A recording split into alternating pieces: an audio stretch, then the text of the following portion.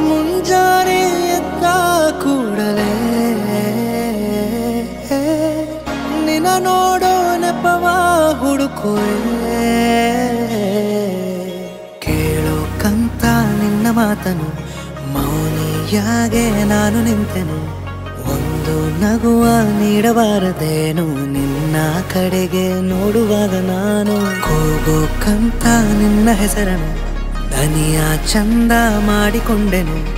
ಒಂದು ಸನ್ನೆ ಮಾಡಬಾರದೇನು ನಿನ್ನ ಕಡೆಗೆ ಓಡಿ ಬರುವೆ ನಾನು